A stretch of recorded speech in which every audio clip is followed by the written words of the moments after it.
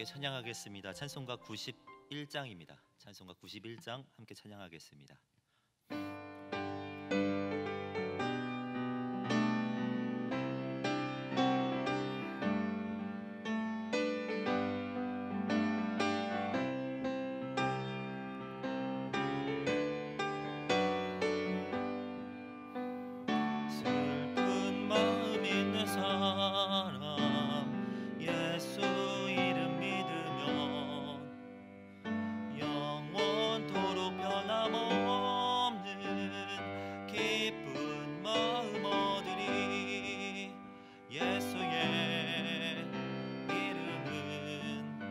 세상의 소망이요 예수의 이름은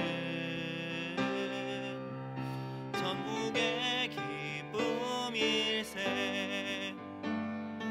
거룩하신 주의 이름 너의 방패 삼으라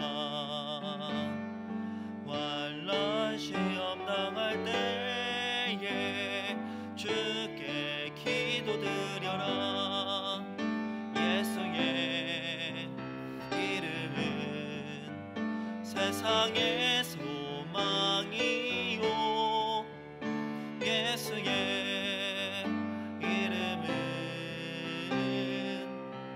전국의 기쁨일세 존귀하신 주의 이름 우리 기쁨 되도다 주의 품에 안길 때에 기뻐 찬송 부르리 예수의 이름은 세상의 소망이요 예수의 이름은 전국의 기쁨일세 우리 갈 길 나간 후에 보좌 앞에 나가 왕의 왕께 경배하며 면류관을 드리니 예수의 이름은 세상의 소망이요 예수의 이름은 전국의 기쁨일세 예수의 이름은 예수의 이름은 세상의 소망이요 예수의 이름은 전국의 기쁨일세 아멘. 다 함께 사도신경으로 우리의 신앙을 고백하겠습니다. 전능하사 천지를 만드신 하나님 아버지를 내가 믿사오며 그 외아들 우리 주 예수 그리스도를 믿사오니 이는 성령으로 잉태하사 동정녀 마리아에게 나시고 본디오 빌라도에게 고난을 받으사 십자가에 못 박혀 죽으시고 장사한 지 사흘 만에 죽은 자 가운데서 다시 살아나시며 하늘에 오르사 전능하신 하나님 우편에 앉아 계시다가 저리로서 산 자와 죽은 자를 심판하러 오시리라. 성령을 믿사오며 거룩한 공예와 성도가 서로 교통하는 것과 죄를 사하여 주시는 것과 몸이 다시 사는 것과 영원히 사는 것을 믿사옵나이다. 아멘. 찬송가 366장입니다. 찬송가 366장입니다.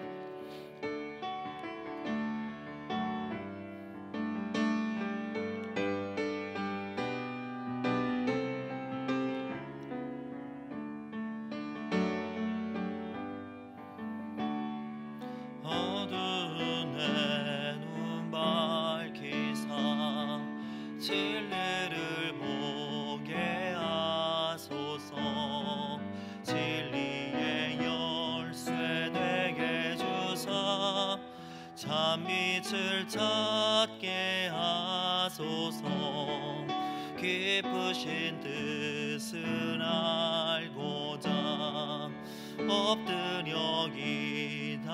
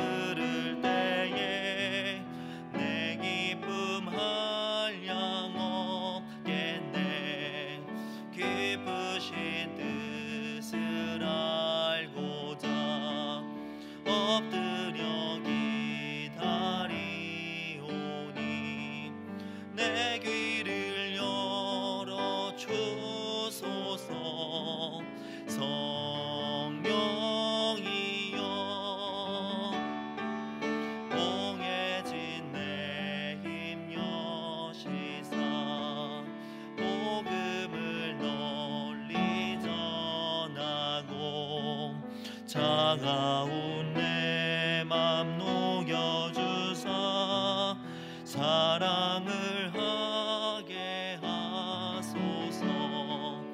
기쁘신 뜻을 알고자 엎드려 기다리오니 내 입을 열어 주소서. 성령이여.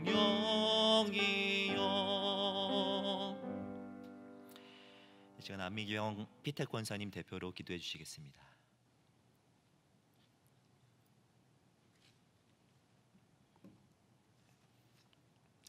우리의 소망이 되시고 피난처가 되시는 살아계신 하나님 아버지, 은혜와 사랑을 감사드립니다. 복된 날 선물로 주신 오늘 하루도 주의 날개 아래 품어주시고 수요 예배로 주의 보좌 앞에 나오게 하심을 또한 감사드립니다. 이 시간 각 처소에서 영과 진리로 예배드릴 때 우리 가운데 자정하시사 이 예배를 받아 주시옵소서. 긍휼이 많으신 사랑의 하나님, 은혜 아니면 살아갈 수 없는 저희들 아바 아버지라 부를 수 있는 특권을 허락하시고 사랑의 주님을 가르쳐 주셨지만 그 은혜를 망각하고 행함이 없는 삶으로 주님을 기쁘시게 하지 못한 연약함을 고백합니다. 예배자로 합당치 못한 삶을 십자가 앞에 내려놓으며 말씀 앞에 다시 한번 엎드리오니 회개의 영과 회복의 영을 허락하여 주시옵소서. 역사의 주인이신 하나님, 이 나라 이 민족을 불쌍히 여겨 주시옵소서. 코로나 재확산과 긴 장마로 인한 재해, 이념 갈등 등 어둡고 또 다른 삶을 살아내는 어려운 때를 지나고 있습니다. 그럼에도 만물의 주인이시고 창조하신 계획대로 우리나라를 가장 선한 방향으로 인도해 주실 줄 믿습니다. 정의와 진리가 바로서는 나라가 되게 하옵소서. 계속된 시련과 재난 속에도 비오는 언약의 무지개를 바라본 같이 약속의 말씀을 붙잡고 기대하며 나아갈 때 위로와 축복의 은혜를 부어 주시옵소서. 주님의 몸된 교회를 위하여 기도합니다. 복음과 사랑의 공동체로 지금까지 인도하신 주님, 보이는 성전이 안전사고 없이 견고하게 공사가 되고 순적하게 이루어지길 원하며 주님의 성전인 우리 몸도 온전함으로 다시 세워지고 다음 세대를 위해 미래 시간에 미리가 계시는 여호와의 하나님과 아름다운 연합이 되길 소망합니다. 생명의 주관자이신 하나님, 병상에서 지쳐 주님의 치료하심만을 간구하는 한우들, 그 외로움과 아픔을 주님만이 아시오니 위로와 평강으로 지켜주시고 주님 옷자락 만질 때 성령으로 고침받고 회복되는 은혜를 허락하여 주시옵소서. 오늘도 세계 열방 가운데서 복음을 증거하고 있는 선교사님들, 어렵고 힘든 선교 환경 속에서 눈물로 기도하며 복음을 전하고 있는 모든 사역들을 주님 아시오니 이 모든 수고들이 아름다운 열매를 맺게 하옵소서. 이 시간 생명의 말씀을 들고 단위에 세우신 김현민 목사님, 성령의 능력으로 붙들어 주시고 귀한 말씀 전하실 때 주님의 세밀한 음성을 듣게 하시고 삶 속의 알곡과 같은 예배자로 그리스도의 향기가 되게 하옵소서. 우리의 기도에 응답하실 주님께 감사드리며 존귀하신 예수님 이름으로 기도드립니다. 아멘.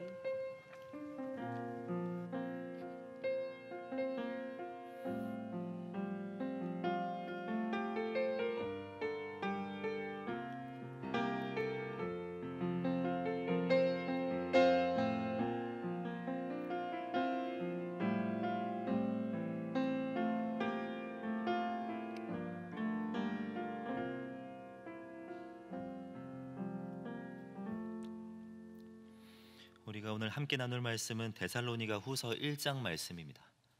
데살로니가 후서 1장 1절부터 10절까지의 말씀을 함께 보겠습니다.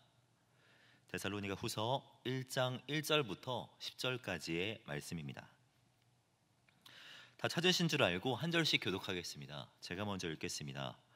바울과 실로아노와 디모데는 하나님 우리 아버지와 주 예수 그리스도 안에 있는 데살로니가인의 교회에 편지하노니 하나님 아버지와 주 예수 그리스도로부터 은혜와 평강이 너희에게 있을지어다.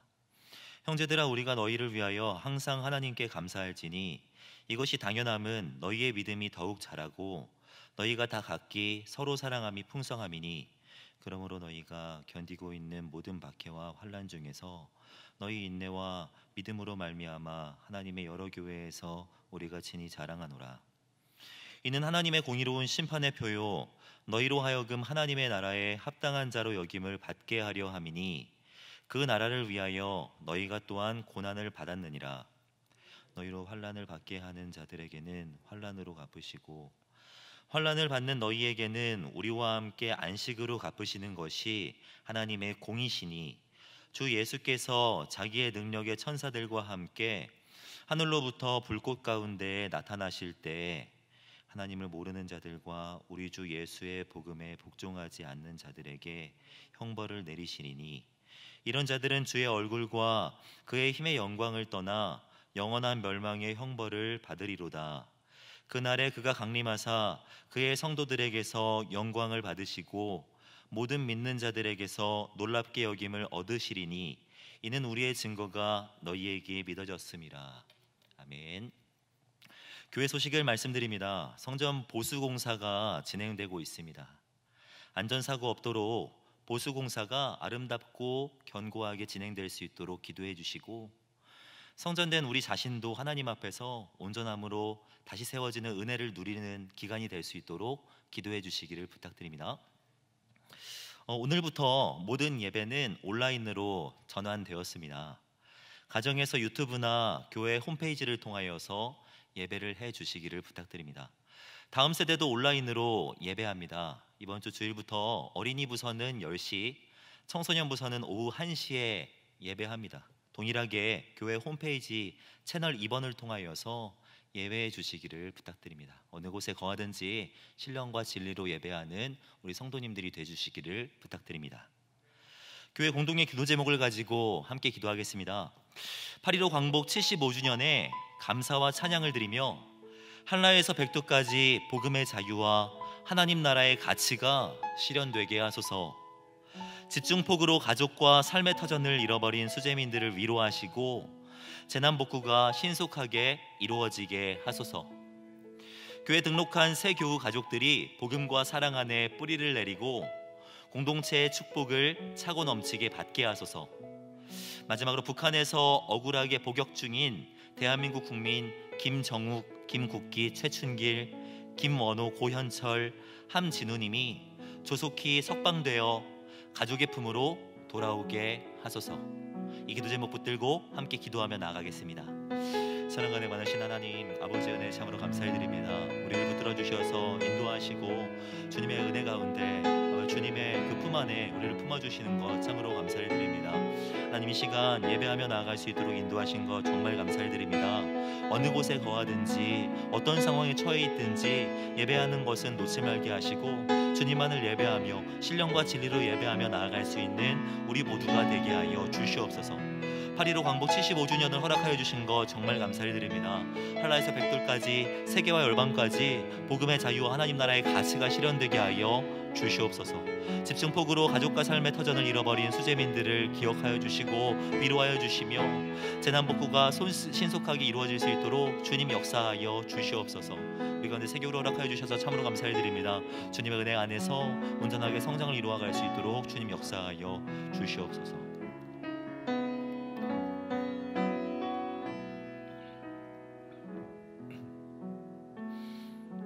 신실하신 하나님, 같은 신앙의 고백을 가진 우리들이 이 시간 함께 모여 찬양하고 또 예배하며 나아갈 수 있도록 인도하신 것 정말 감사를 드립니다. 8.15 광복 75주년을 허락하신 하나님 정말 감사를 드립니다. 지금까지 인도하신 것처럼 앞으로도 인도하여 주시고 한라에서 백두까지 세계와 열방까지 복음의 자유와 하나님 나라의 가치가 실현될 수 있도록 주님 역사하여 주시옵소서. 집중폭우로 가족과 삶의 터전을 잃어버린 수재민들을 위로하시고 재난복구가 신속히 이루어지게 하시며 이어지는 폭염으로 인한 피해가 일어나지 않도록 주님 지키시고 보호하여 주시옵소서. 코로나19의 재확산을 멈춰주시고 치료제와 백신이 개발됨으로 속히 코로나가 종식되게 하여 주시옵소서. 교회 안에 새 교우들을 허락하여 주셔서 정말 감사를 드립니다. 교회 공동체 안에 복음과 사랑으로 뿌리 내리게 하시고 공동체 안에서 신앙적 성숙을 날마다 경험할 수 있도록 그들을 붙들어 주시옵소서.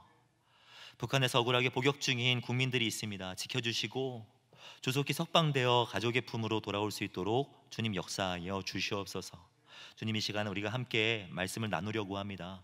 성령 충만하게 하여 주시고 말씀을 깨닫는 지혜와 삶으로 살아내고자 하는 결단함이 있는 귀한 시간 되게 하여 주시옵소서.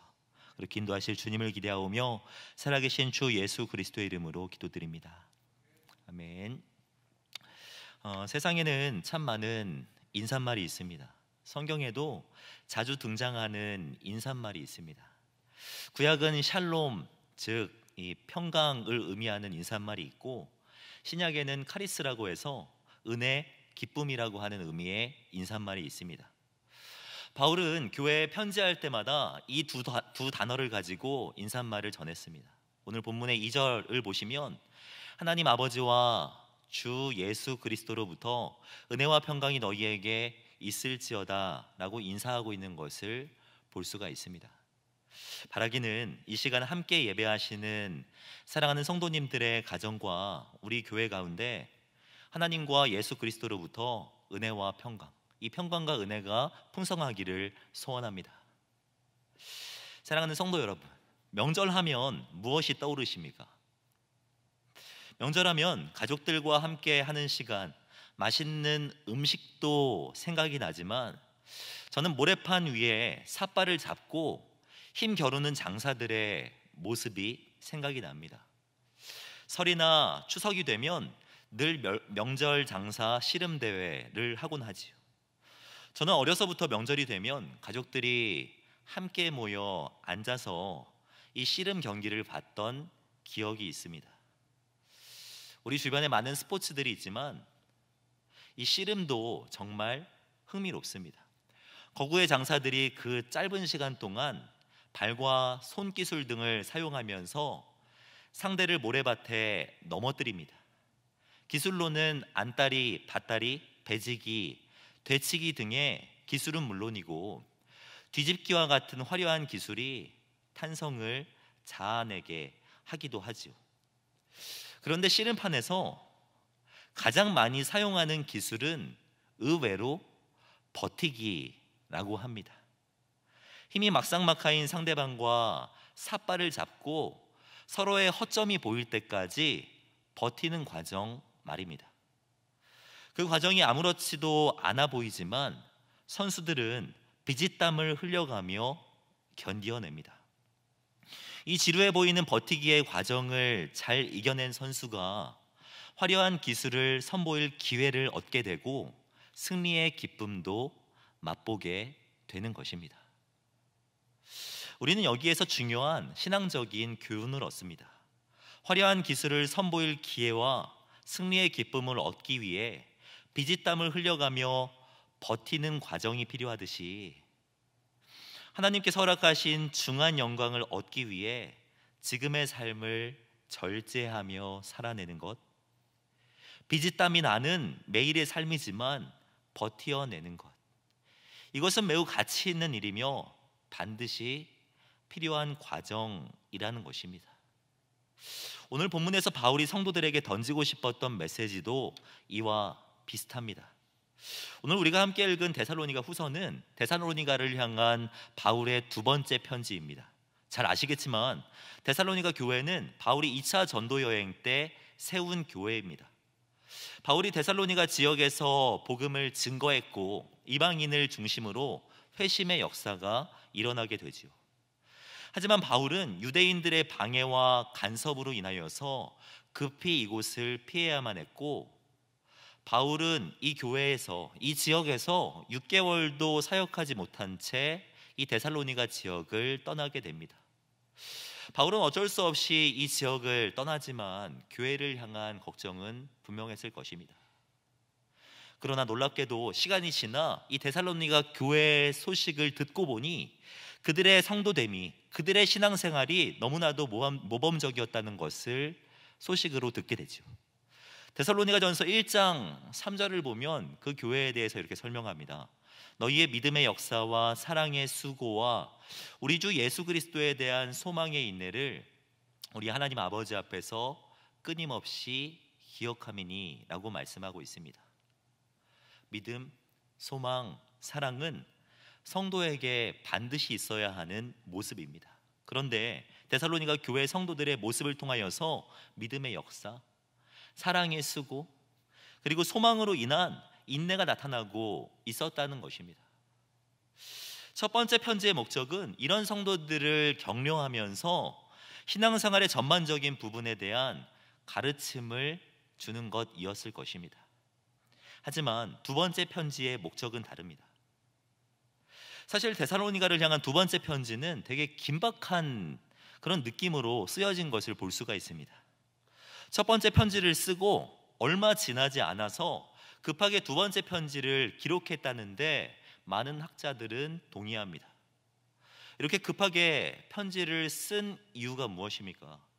교회 안에 긴박한 문제가 대두되어 그들을 향한 지침이 필요했고, 바울은 편지를 통하여서 그 문제들을 빨리 정리해주고 싶은 마음이 든 것입니다. 그 교회 안에 있는 문제들은 다양하지만 그 중 하나는 그리스도인들의 핍박받는 문제였습니다.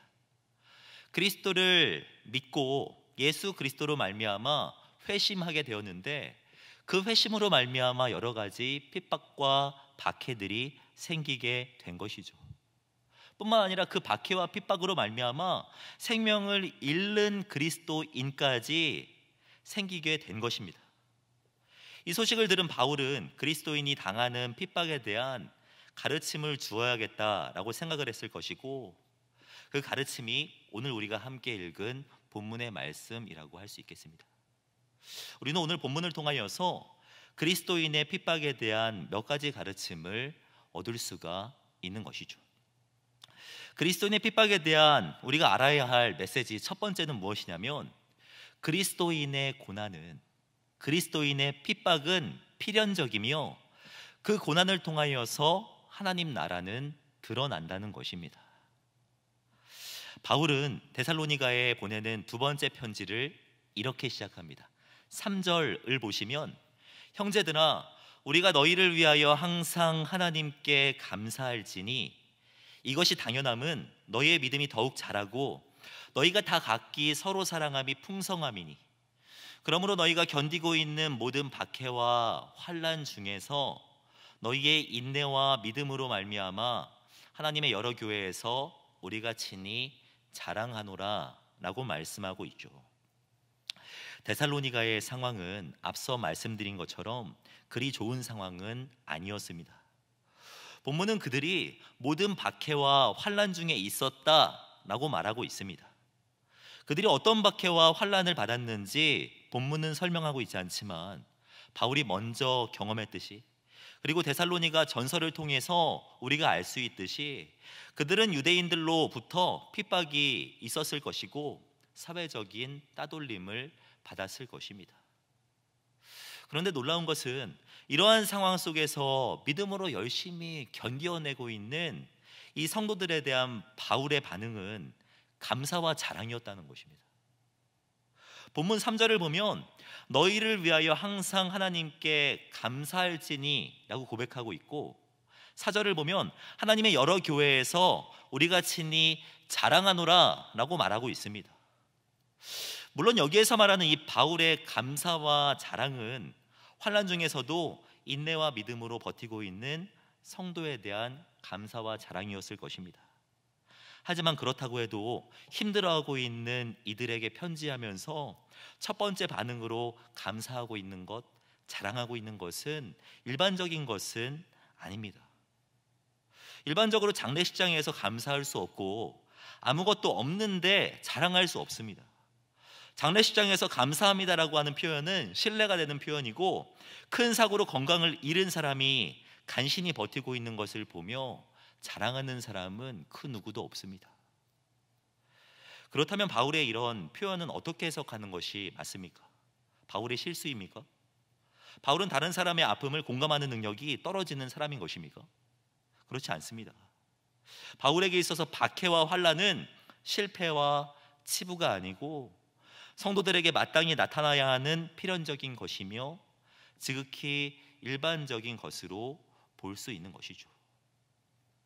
우리는 우리와 삶 속에 고난이 당연히 없어야 한다고만 생각합니다.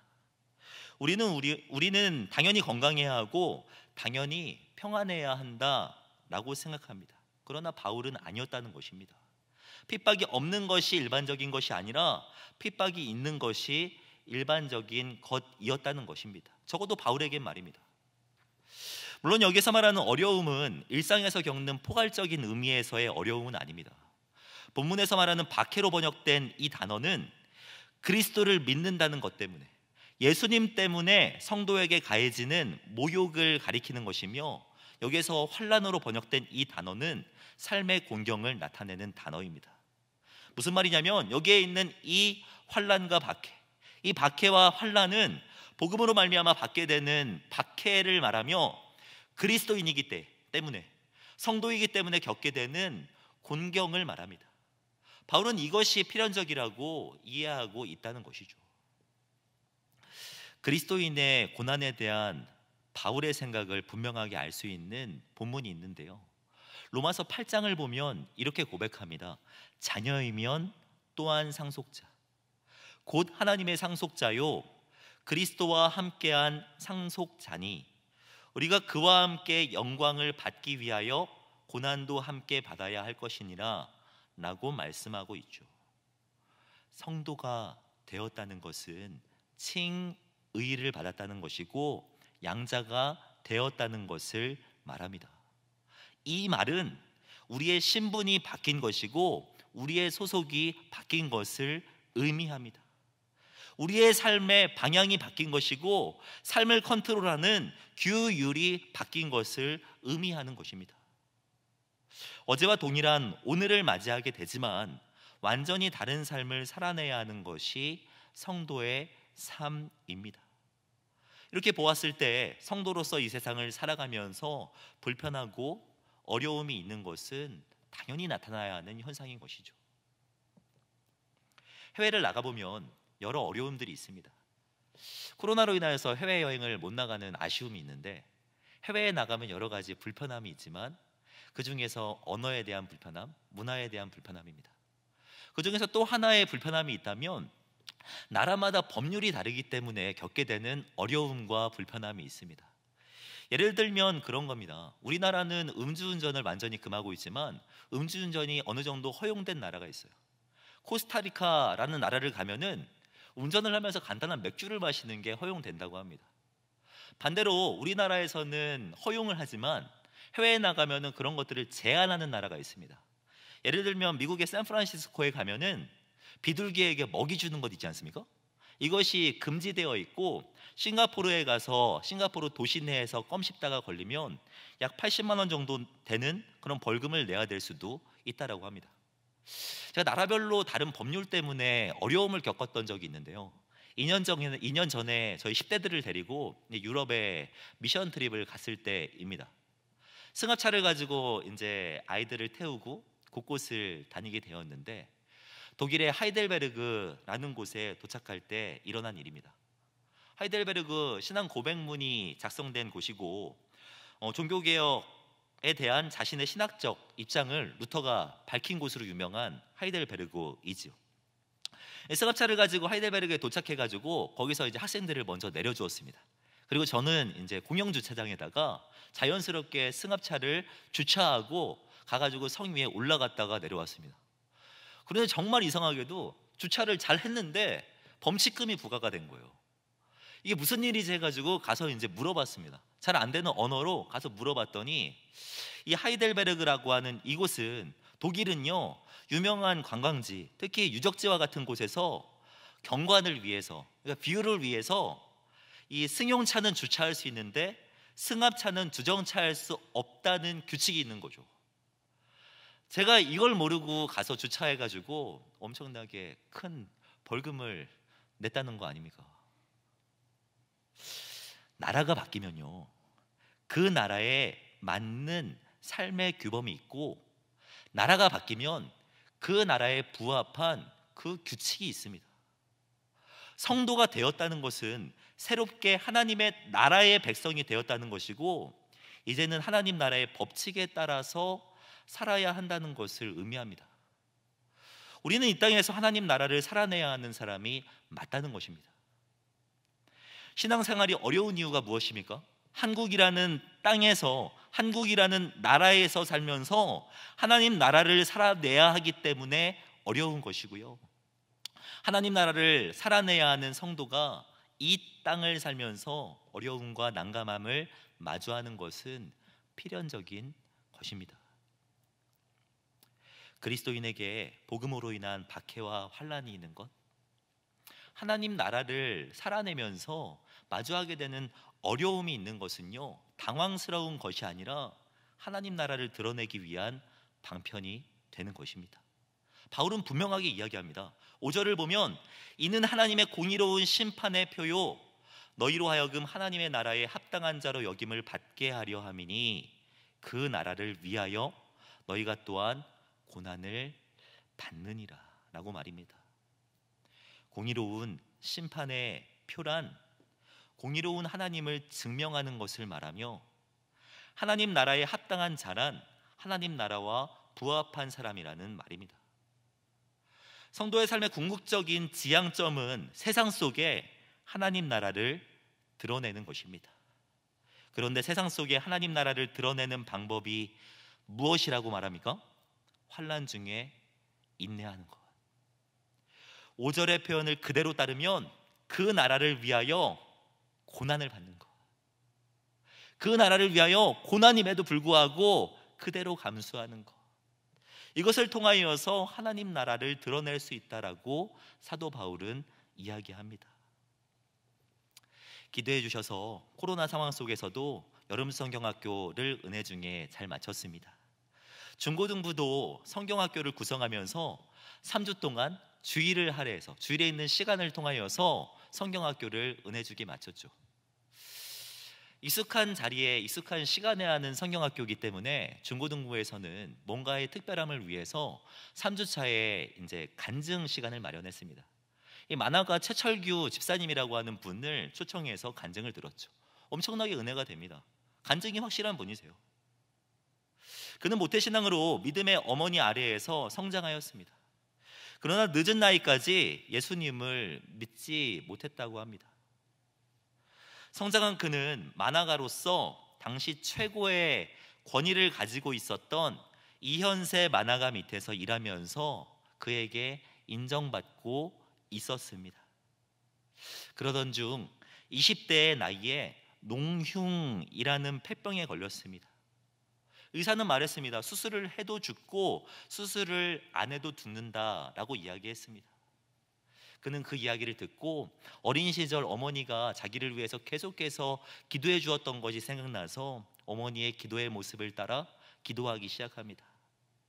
그러던 중 수술을 바로 앞두고 수술 바로 직전에 폐가 정상으로 돌아오는 기적과 같은 일을 경험하게 됩니다. 그리고 완전히 꼬꾸라져서 예수님을 믿게 되죠. 예수님을 믿고 나서 그의 삶은 완전히 바뀝니다. 세상적 명예도 포기합니다. 이현세 만화가 밑에서 성인 만화를 그렸는데 이제는 복음을 전하기 위한 만화만을 그리겠다라고 결정하고 복음을 위한 만화를 그리기 시작합니다. 월급이 달라졌는데요, 이현세 만화가 밑에 있을 때보다 복음을 위한 만화를 그리기 시작하니까 월급이 어느 정도로 줄었냐면 5분의 1 정도로 줄었다고 합니다. 500만 원 벌었다고 해도 100만 원 받게 되는 거예요. 5분의 1. 하지만 그는요, 복음 때문에 그 길을 선택합니다. 하나님 나라 때문에 그 길을 선택합니다. 세상적으로 보면 엄청난 손해입니다. 어떤 사람은 이해하지 못할 수도 있습니다. 그러나 그는 그 길을 선택하였고, 우리는 그의 선택과 그의 삶을 보면서 거기에서 하나님 나라를 보는 거예요. 거기에서 하나님의 공의로우심을 발견하는 것이죠. 하나님 나라를 드러내는 것은요, 대단한 것이 아닙니다. 거창하지 않습니다. 대단한 기적만을 경험해야지, 많은 물질을 소유해야지만 하나님 나라를 드러낼 수 있는 것이 아닙니다. 물질을 위해서든 삶의 편안함을 위해서든 욕심을 낼 수 있는 상황임에도 불구하고, 욕심을 내어도 누가 뭐라고 하지 않는 상황임에도 불구하고 그 상황을 포기하고 양보하는 모습을 통해 하나님 나라를 드러낼 수 있습니다. 세례 요한이 예수님에게 자신의 모든 제자들을 다 내어주면서 하나님 나라를 드러낸 방법입니다. 예배하기 힘든 곳이고 예배하기 어려운 상황임에도 불구하고 예배하기 위해 노력하는 모습을 통해 하나님을 드러낼 수 있습니다. 억울하게 옥에 갇혔지만 그곳에서도 찬양을 놓지 않은 바울과 실라가 하나님 나라를 드러낸 방법입니다. 사랑하는 성도 여러분, 우리는 어떤 모습으로 하나님 나라를 드러내고 있습니까? 얼마 전 한 자매의 소식을 들었습니다. 한 남자와 이제 교제를 했는데요. 결혼 조건이 다 맞았고 자신의 부족함을 이 남자가 채워줄 수 있겠다라는 생각이 들 정도였다라고 합니다. 그런데 얼마 전 소식을 들어보니까 그 남자랑 헤어졌어요. 왜냐하면 자신의 부족함을 다 채워줄 수 있을지는 몰라도 그 남자는 예수님을 믿지 않는 사람이었고 자신의 신앙생활에 유익이 되지 않는다는 이유 때문에 결국은 결별을 선택했다고 합니다. 자기의 필요를 다 채워줄 수 있는 사람임에도 불구하고 이런 선택을 통하여서 우리는 하나님 나라를 보지 않습니까? 사랑하는 성도 여러분, 하나님 나라를 살아가시기 바랍니다. 그 나라를 위해 고난을 선택하시고 힘들지만 그 길을 걸어가 우리의 삶을 통해, 우리의 선택을 통해, 우리의 행동과 태도를 통해 하나님 나라를 세상 속에 나타내시는 저와 성도님들이 되시기를 주님의 이름으로 축복합니다. 그리스도인의 핍박에 대해 우리가 알아야 할 또 하나의 메시지는 우리의 고난의 끝에는 공의로운 하나님의 판단이 분명히 있다는 것입니다. 저는 그리스도인의 고난에 손해라고 하는 표현을 하는 것을 그리 좋아하지 않습니다. 왜냐하면 지금의 인생만을 놓고 볼 때에는 손해처럼 보일지 몰라도 주님 다시 오실 날을 고려한다면 그것은 손해가 아니며 지금의 고난은 그 영광에 비해서 너무나도 경한 것이기 때문입니다. 바울은 핍박받고 있는 데살로니가 성도들을 격려하면서 주님 재림하실 때 분명하게 있을 두 가지 일이 있다고 설명합니다. 첫 번째는 무엇이냐면 자기 백성을 핍박하는 자들에게 분명한 심판이 있다는 것입니다. 한번 죽는 것은 사람에게 정해진 것이고 그 이후에는 분명한 심판이 있습니다. 예수께서 다시 오실 때 그들은 스스로 행한 일에 상당한 진노의 심판을 받게 됩니다. 본문 6절을 보면 이렇게 말합니다. 너희로 환난을 받게 하는 자들에게는 환난으로 갚으시고 환난을 받는 너희에게는 우리와 함께 안식으로 갚으시는 것이 하나님의 공이시니 주 예수께서 자기의 능력의 천사들과 함께 하늘로부터 불꽃 가운데 나타나실 때에 라고 말씀하고 있죠. 우리가 주목해 볼 표현은 불꽃 중에 나타나신다라는 표현입니다. 불꽃 중에 나타나신다라는 이 표현은 하나님의 명확한 강림식에 사용된 표현입니다. 출애굽기 3장을 보면 모세 앞에 하나님께서 나타나실 때 불꽃 가운데 나타나셨고 이사야 66장에서도 여호와의 분명한 강림을 약속하시면서 불꽃에 둘러싸인 모습으로 나타날 것이라고 약속하셨습니다. 하늘로부터 불꽃 가운데 나타나신다고 하는 이 표현은 분명하게 또한 확실하게 우리 주님이 강림하신다라는 의미를 담고 있는 것이죠. 그리고 주님께서 강림하셨을 때 하시는 일이 무엇입니까? 본문 8절을 보면 하나님을 모르는 자들과 우리 주 예수의 복음에 복종하지 않는 자들에게 형벌을 내리시리니 라고 말씀하고 있죠. 예수님을 알지 못하는 사람에게 형벌이 있다라는 것입니다. 반면에 성도들에게는 어떤 일이 일어납니까? 성도들은요 재림의 영광에 동참하고 참된 안식을 누리게 됩니다. 성경은 재림 후 성도들이 겪게 되는 유익에 대해서 너무나도 많이 설명하고 있습니다. 제일 잘 설명하는 성경이 요한계시록이죠. 요한계시록 21장을 보면 그날이 오면 하늘로부터 거룩한 성 새 예루살렘이 내려올 것이고 예수 그리스도의 통치가 시작된다라고 말씀하고 있고요. 또 이어지는 말씀을 보면 그날이 오면 하나님께서 함께 하시며 모든 눈물을 그 눈에서 씻기심에 다시는 사망이 없고 애통하는 것이나 곡하는 것이나 아픈 것이 다시 있지 아니하리니 라고 말씀하고 있습니다. 이 본문이 아니더라도 성경에서 예수님의 강림 때 성도가 받게 되는 유익에 대해서 정말 많이 기록하고 있습니다.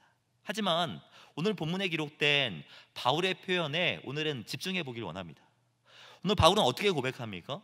10절을 보시면 그날에 그가 강림하사 그의 성도들에게서 영광을 받으시고 모든 믿는 자들에게서 놀랍게 여김을 얻으시리니 라고 말씀하고 있죠.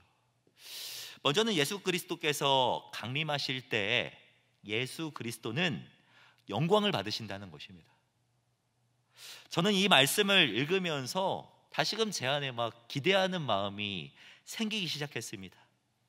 어떤 표현 때문이냐면 모든 믿는 자들에게서 놀랍게 여김을 얻으시리니 라는 이 표현 때문입니다. 믿는 자란 어떤 사람입니까? 믿는 자란 이미 예수님을 만난 사람이고 예수 그리스도를 아는 사람이잖아요. 믿는 성도란 예수 그리스도를 아는 사람이에요. 아는 사람입니다. 그런 믿는 자들임에도 불구하고 예수님의 모습을 보며 놀랍게 여겨지게 될 것이라고 이야기하고 있는 것입니다. 예수님께서 어떤 모습으로 임재하시기에, 우리가 사랑하는 예수님께서, 예수 그리스도께서 어떤 모습이시기에 놀란다고 표현하는지 저는 너무나도 궁금해졌습니다. 이런 기대감이 우리 가운데 있어야 되지 않겠습니까? 또한 바울은 예수 그리스도의 강림 때 성도가 누릴 유익에 대해서 이렇게 이야기합니다. 8절을 보시면 환난을 받는 너희에게는 우리와 함께 안식으로 갚으시는 것이 하나님의 공의시니. 안식이란 예수님께서 궁극적으로 우리에게 주시려고 했던 것입니다. 그 안식의 모습이 어떤 모습일지 본문은 설명하고 있지 않으나 그 안식은 세상이 줄 수 있는 안식은 아니죠. 세상이 주는 것과 비교도 안 되는 것이며 비교할 수도 없는 안식임이 분명합니다. 이 사실이 어떤 이에게는 두려움의 메시지가 되지만요, 고난 중에도 하나님 나라를 살아가고 있는 성도들에게는 더할 나위 없는 위로의 메시지가 됩니다. 바울이 사랑하는 성도들에게, 사랑하지만 지금은 어려움을 겪고 있는 성도들에게, 너무나 사랑하지만 복음 때문에 그 아픔과 그 곤경을 겪고 있는 그 성도들에게 전해주고 싶었던 메시지가 바로 이것인 것이죠. 사랑하는 성도 여러분, 하나님의 공의로우심과 훗날 분명한 하나님의 판단이 있음을 정말 믿으십니까? 주님 다시 오실 때 주님의 판단이 있다는 것을 분명하게 믿으십니까? 내일 나에게 일어날 일이 어떤지에 따라요, 우리의 오늘의 삶과 태도는 달라지게 되어 있습니다. 기쁨의 내일을 약속받았다는 것은 오늘 어떠한 고난과 아픔도 견뎌낼 수 있는 능력이 되는 것입니다. 미국의 살림 왕으로 유명한 심슨이라고 하는 사람이 있습니다. 이 사람은 산에 나무가 없으면 그 산에다 나무를 심고 그 산에 나무가 있으면 그 나무를 잘 자라게 해서 엄청난 부를 축적한 사람입니다. 그 넓은 미국 땅에 살림 왕이라고 표현될 정도이면 얼마나 많은 부를 축적한 사람이겠습니까? 이 사람이 부자가 되었지만 그의 어린 시절은 고아원에서 자랐다고 합니다. 그런데 어느 날 고아원에서 함께 자란 친구가 거지처럼 초췌한 모습으로 그를 찾아왔다고 하죠. 그리고 돈을 버는 방법 좀 제발 나에게 가르쳐달라, 나도 너처럼 돈을 벌고 싶다라고 이야기한 것입니다. 심슨은 고민을 하다가 가르쳐 주었어요. 너 부자가 되려면 몇 가지를 꼭 지켜야 돼. 우선은 주일 성수 꼭 하고 11조를 꼭 해. 신앙생활 잘해야 된다. 두 번째는 어떤 일이든지 열심히 포기하지 않고 성실하게 일해야 된다라고 이야기했고요. 세 번째는 술 마시면 안 돼. 술 입에 대지 마 라고 이야기했습니다. 이런 여러 가지 지침들을 이 친구에게 주면서, 이렇게 해도 부자가 되지 못하면, 이것이 중요합니다, 이렇게 해도 부자가 되지 못하면 자기 재산의 절반을 약속한 시기에 주겠다고 약속을 하게 된 것입니다. 재산의 절반을 준다고 약속한 이 친구의 말에 얼마나 기쁨이 있었겠습니까? 그는 철공소에 취직을 했고요, 성실하게 일을 했습니다. 월급이 얼마인지, 나의 직급이 무엇인지 중요하지 않았습니다. 왜냐하면 기간이 지나면 친구가 재산 절반을 줄 것이라고 약속했기 때문입니다. 그러던 중 철공소 사장이 그를 보니까 되게 성실한 거예요. 일도 잘하고 술도 안 마시고 교회들 열심히 다니는 것입니다. 그 모습에 감동을 했고 뉴욕의 큰 철공소 지점을 낼 때 그 친구를 지점장으로 보내게 되죠. 그리고 시간이 한참 지나서 이 심슨과 약속한 시간이 되었을 때 이 친구는 심슨의 도움이 필요 없을 정도의 부한 상황이 되게 됩니다. 이 이야기가 주는 교훈이 무엇입니까? 내일을 약속받은 자는 오늘의 삶이 분명히 바뀐다는 것입니다.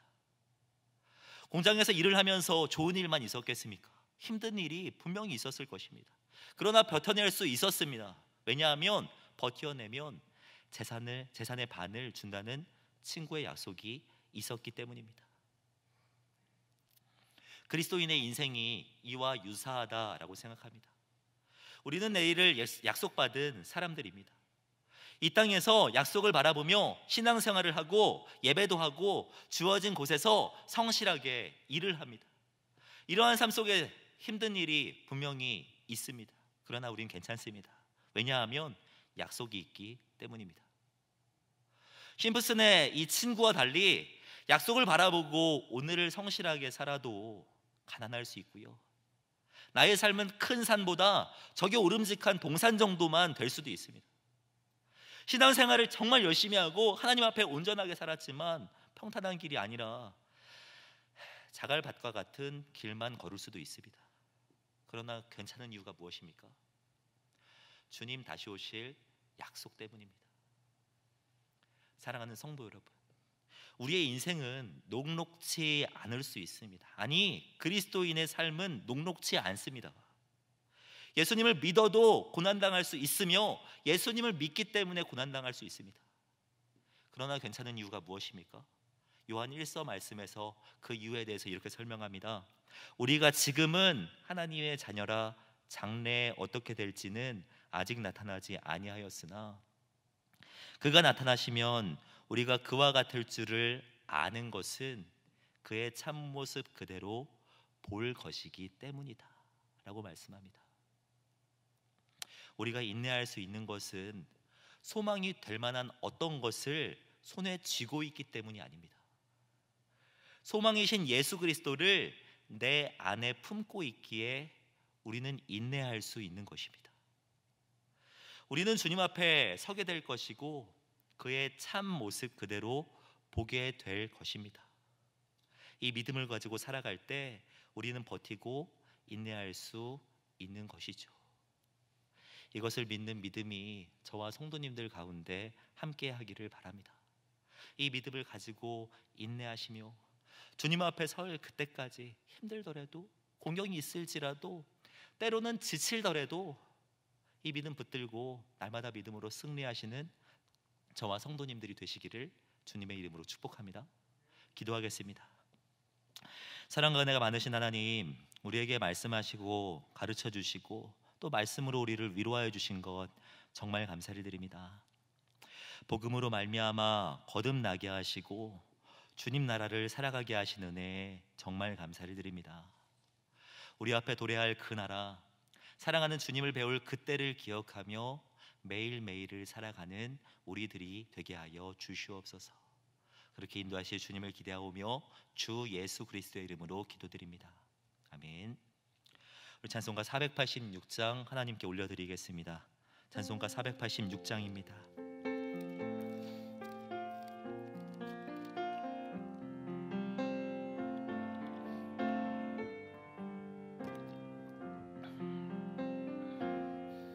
이 세상에 근심될 일이 많고 참 평안을 몰랐구나.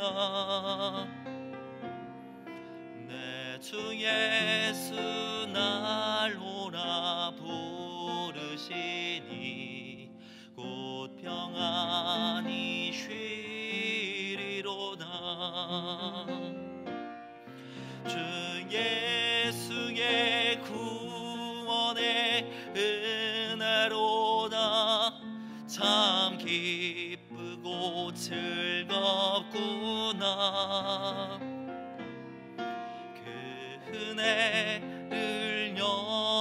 영원히 누리겠네.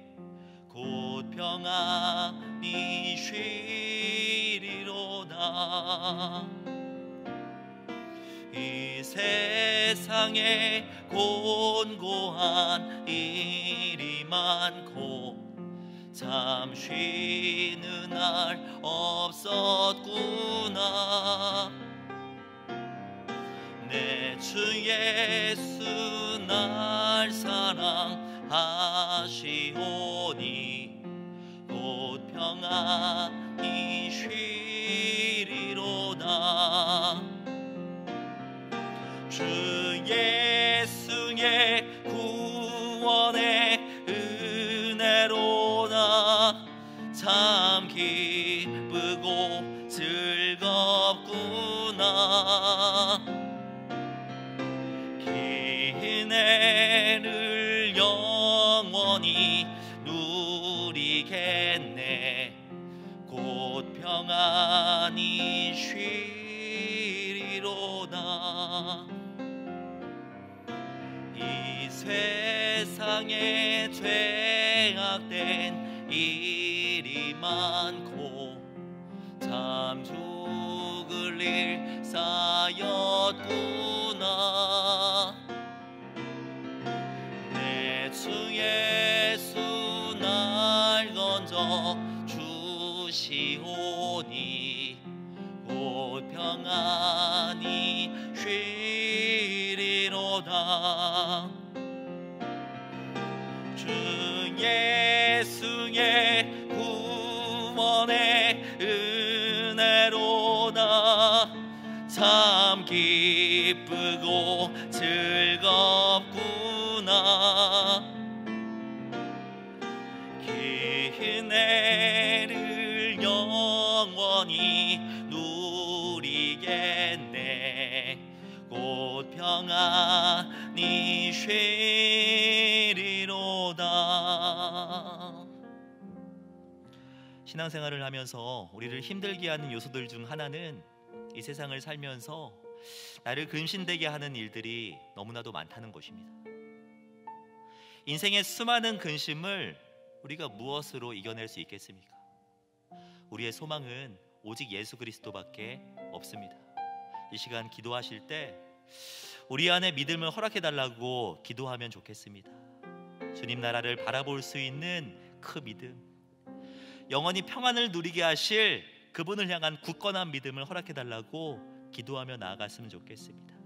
그 믿음이 우리로 하여금 인내할 수 있게 합니다. 근심된 일이 많고 곤고한 일이 많은 요즘입니다. 믿음으로 잘 감당해낼 수 있도록 주님 역사하여 달라고 기도하며 나아갔으면 좋겠습니다. 뿐만 아니라 코로나19로 인하여서 예배가 온라인으로 진행됩니다. 어느 곳에 있든지 참되게 예배하는 교회가 되게 해달라고 기도해 주시고, 힘든 때임에도 불구하고 믿음의 경주를 계속해가는 우리 공동체, 우리 형제 자매들이 될 수 있도록 기도해 주시기를 부탁드립니다. 이 기도 제목 주님 앞에 올려드리면서 함께 기도하며 나아갑니다. 선한과 내가 만드신 하나님 아버지 은혜 참으로 감사해드립니다. 우리 가운데 함께하여 주시며 우리 가운데 분명하게 말씀하시는 하나님, 우리의 모든 것들을 아시며 우리를 인도하시는 하나님, 이 시간 주님을 바라봅니다.